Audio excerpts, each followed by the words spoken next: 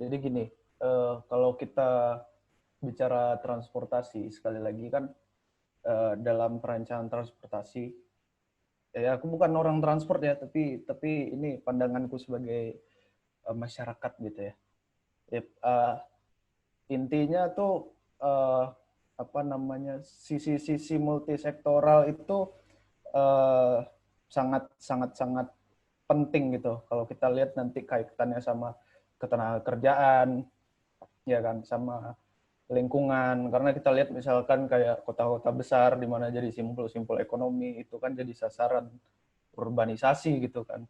Yang aku bilang tadi sebelumnya adalah efektivitas dalam orang berpindah dan hubungannya dengan ketenagakerjaan adalah bagaimana urbanisasi yang terlalu over ini bisa ditekan gitu.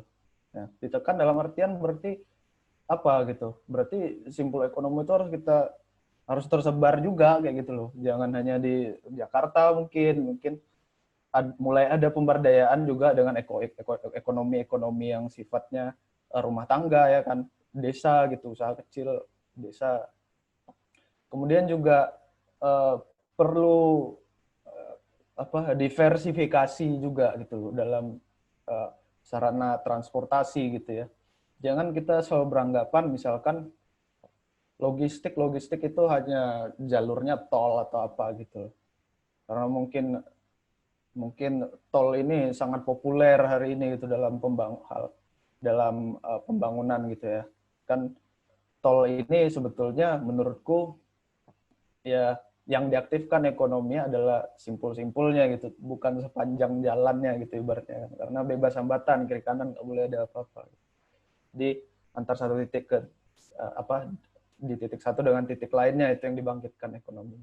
Nah, perlu ada diversifikasi apa supaya kita bisa ngurangin bahwasanya kalau jalan tol ini itu ya konflik of interest-nya banyak gitu loh. Soal lahan, soal masyarakat adat, desa, dan sebagainya kayak gitu kan. Nah, kita tuh perlu ada diversifikasi supaya nggak terlalu berkutat sama konflik interest yang itu aja. Misalkan apa? Misalkan ya laut gitu loh. Laut itu mungkin yang kita bisa memindahkan logistik secara massal gitu, tapi mungkin konflik interest-nya juga terutama dengan masyarakat juga minim gitu kan. Jadi intinya tuh tadi sarana transportasi yang nggak sekedar pembangunan fisik tapi sistemnya juga benar gitu, dan pola pikir transportasi yang juga penting menurutku uh, harus multisektoral. Sebenarnya dalam hal apapun di infrastruktur ini ya kan. Kalau di bidangku kita mau bangun infrastruktur air juga ya itu pendekatannya harus multisektoral dan memperdulikan juga hal-hal yang menjadi kebutuhan masyarakat, demand-nya masyarakat gitu. Dorongan orang berpindah itu apa ya, masalah pekerjaan dan segala macam.